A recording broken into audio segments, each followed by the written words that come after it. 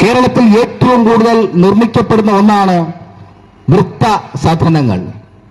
പണ്ടൊക്കെ അമ്മയും അച്ഛനെയും സംരക്ഷിക്കുന്നത് ഓരോ മക്കളുടെ ഉത്തരവാദിത്വവും അവരുടെ ഏറ്റവും വലിയ കടപ്പാടായും അവർ സൂക്ഷിച്ചിരുന്നു. ഇന്ന് പ്രായം ചെന്ന അച്ഛനെയും അമ്മയെയും മക്കൾ വൃദ്ധസദനത്തിൽ കൊണ്ടാക്കുന്നു. ഹല്ലേലൂയ, സ്തോത്രം. അവർ വയസ്സുകാലത്തൊന്ന് സ്നേഹിക്കാനോ അവർക്ക് ആഹാരം കൊടുക്കുവാനോ മക്കൾക്ക് സമയമില്ല. ഹല്ലേലൂയ. ഒരു വീട്ടിൽ 2 കാറുണ്ടാവും, 4 ബൈക്കുണ്ടാവും. ഹല്ലേലൂയ, സ്തോത്രം. എന്നാൽ വയസ്സായ അച്ഛനോ അമ്മയ്ക്കോ ഒരു നേരത്തെ ഭക്ഷണം കൊടുക്കുവാൻ പോലും കഴിയാതെ അവരെ വൃദ്ധസദനങ്ങളിൽ കൊണ്ടാക്കിയിട്ട് ഇവർ സുഖലോലുപരായിരിക്കുന്നു. പക്ഷേ ഒന്നറിയണം, ഒരു 10 വർഷം കഴിയുമ്പോൾ അല്ലെങ്കിൽ 20 വർഷം കഴിയുമ്പോൾ, ഏറിയാൽ ഒരു 30 വർഷം കഴിയുമ്പോൾ ഇവരും വൃദ്ധരായി മാറും. ഹല്ലേലൂയ. ഇവരെയും ഇവരുടെ മക്കൾ വൃദ്ധസദനത്തിൽ കൊണ്ടാക്കും. അത് ചിന്തിക്കാനുള്ള സാമാന്യ ബുദ്ധി പോലും ഇല്ലാതെ പൈശാചികൻ ഹല്ലേലൂയാസം ഈ മനുഷ്യരുടെ കണ്ണുകളെ കുരുടാക്കിക്കൊണ്ടിരിക്കുന്ന ഒരു കാലഘട്ടത്തിലാണ് ദൈവജനത്തിന്റെ പ്രസക്തി.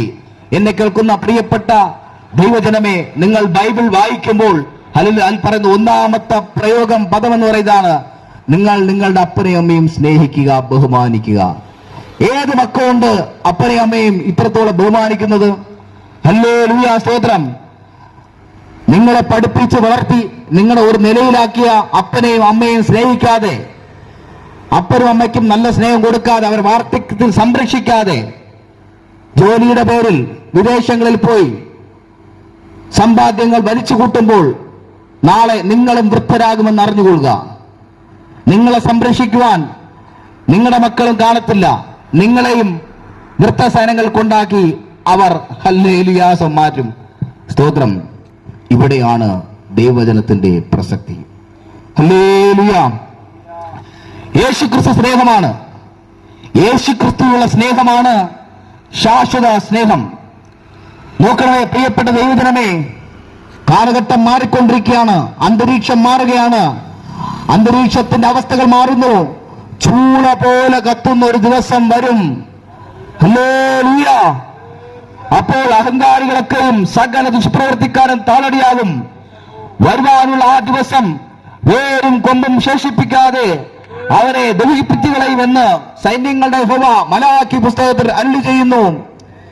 എന്റെ നാമത്തെ ഭയപ്പെടുന്ന നിങ്ങൾക്കോ നീതിസൂര്യൻ തന്റെ ചിറകിൻ കീഴിൽ രോഗോപശാന്തിയോടുകൂടെ ഉദിക്കും. നിങ്ങളും പുറപ്പെട്ട് തൊഴുത്തിൽ വരുന്ന പശുക്കിടാങ്ങളെ പോലെ തുള്ളിച്ചാടും. ഹല്ലേലൂയ. അപ്പോൾ ദൈവത്തിന്റെ വരവ് സമാഗതമായിരിക്കുന്നു. നിങ്ങൾ ദൈവത്തെ സ്നേഹിക്കുകയാണെങ്കിൽ, നിങ്ങൾ ദൈവത്തോടുകൂടി അടുക്കുകയാണെങ്കിൽ ദൈവം നിങ്ങളോട് അടുക്കും. ഹല്ലേലൂയ, സ്തോത്രം. ഇത് പൈശാചികന്റെ ലോകമാണ്. ഈ പൈശാചികന്റെ ലോകത്തിൽ നിങ്ങൾ വിശുദ്ധിയോടുകൂടെ ജീവിക്കണമെങ്കിൽ, ഹല്ലേലൂയ, ദൈവഭക്തിയോടെ ജീവിക്കണമെങ്കിൽ ദൈവത്തിന്റെ കരുണയും കൃപയും നിങ്ങൾക്കുണ്ടാകണം. ഹല്ലേലൂയ. ഒരേ ഒരു ആയുസേ ഉള്ളൂ, അത് അടിച്ചു പൊടിച്ച് തകർത്ത് കളയാം എന്ന് യൗവനക്കാർ ആഗ്രഹിക്കുന്നു, ചിന്തിക്കുന്നു. നിങ്ങളുടെ മരുമക്കളും മക്കളും ഒക്കെ അന്ധകാരത്തിന്റെ പിടിയിലാകുമ്പോൾ അവരുടെ ഭാവിയോർത്ത് നിങ്ങൾ ലജ്ജിച്ചിരിക്കാതെ, കർത്താവേ എന്റെ മക്കളെ മാനസാന്തരപ്പെടുത്തണമേ, എന്റെ മരുമക്കളെ മാനസാന്തരപ്പെടുത്തണമേ എന്നകമഴിഞ്ഞ് കണ്ണുനീരോടെ പ്രാർത്ഥിച്ചാൽ അവർ വിടുവിക്കപ്പെടും.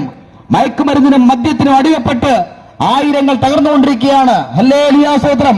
ലഹരിയുടെ കാണാ ചുഴികൾ തേടി അലയുന്ന ഒരു തലമുറയെ ഇന്ന് വിദ്യാഭ്യാസ സ്ഥാപനങ്ങളിൽ നമുക്ക് കാണാം.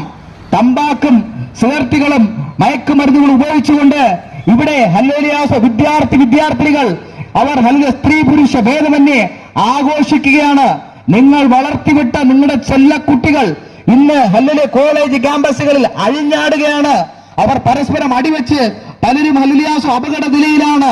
ഇവരെ ഹല്ലേലൂയ നേർവഴിക്ക് നയിക്കാൻ രാഷ്ട്രീയ സാലറി വ്യക്തികൾ കഴിയില്ല, ഉന്നതരായ പോലീസ് ഉദ്യോഗസ്ഥർ കഴിയില്ല, അധ്യാപകർ കഴിയില്ല.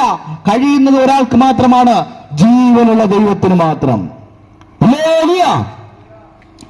അതുകൊണ്ട് തന്നെ വിനയപൂർവ്വം പറയട്ടെ, വിശുദ്ധിയോടുകൂടെ ജയിപ്പിക്കാൻ പഠിപ്പിക്കുന്ന പുസ്തകമാണ് ബൈബിൾ.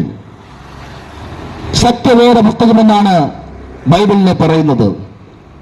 നമ്മുടെ രാഷ്ട്രപിതാവായ മഹാത്മജി ഏറ്റവും കൂടുതൽ വായിച്ച പുസ്തകമാണ് ബൈബിൾ. ബൈബിളിനെ ഹൃദയത്തിനകത്തേക്ക് ആവാഹിച്ച വ്യക്തിയാണ് മഹാത്മജി. ഹല്ലേലൂയ, സ്തോത്രം. അദ്ദേഹത്തിന്റെ ഒരു ചെകിടത്തടിക്കുമ്പോൾ മറ്റൊരു ചെകിട് കാണിച്ചു കൊടുക്കണം എന്ന് ഹല്ലേലൂയ സ്തോത്രം നമ്മുടെ പാശ്ചാത്യ സംസ്കാരത്തിലെ പടനായകരോട് പൊരുതുന്നത് അദ്ദേഹം ബൈബിളിന്റെ വ്യക്തമായ പശ്ചാത്തലത്തിലാണ്. അദ്ദേഹത്തിന്റെ ചിരിയിലും ചിന്തയിലുമൊക്കെ ബൈബിളിലെ വാക്യങ്ങൾ നിറഞ്ഞിരുന്നു, സ്നേഹം നിറഞ്ഞിരുന്നു. ഹല്ലേലൂയ സ്തോത്രം. എന്നെ കേൾക്കുന്ന പ്രിയപ്പെട്ട ദൈവമേ, ബൈബിൾ ഒരു സാധാരണ പുസ്തകമല്ല, ഒരു ചെറുകഥയല്ല, ഒരു നോവലല്ല. അത് സത്യമാണ്.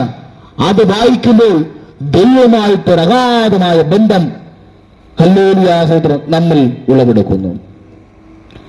ഒരിക്കലെങ്കിലും ബൈബിൾ വായിക്കാത്തവരായി ആരുമില്ല.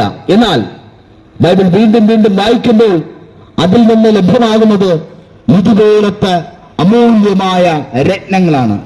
അതിലെ വാക്കുകളും വചനങ്ങളും നമ്മുടെ ഹൃദയത്തിന്റെ അകത്തളങ്ങളെ ക്രിയ ചെയ്യുമ്പോൾ നമ്മൾ വിടുവിക്കപ്പെടുന്നു. യോബിന്റെ അധ്യായം 22-21 അവന്റെ വായിന്ന് ഉപദേശം കൈക്കൊള്ളുക, അവന്റെ വചനങ്ങൾ ഹൃദയത്തിൽ സംഭരിക്കുക. സർവശക്തി തിരിഞ്ഞാൽ നീ അഭിവൃദ്ധി പ്രാപിക്കും. പ്രിയപ്പെട്ട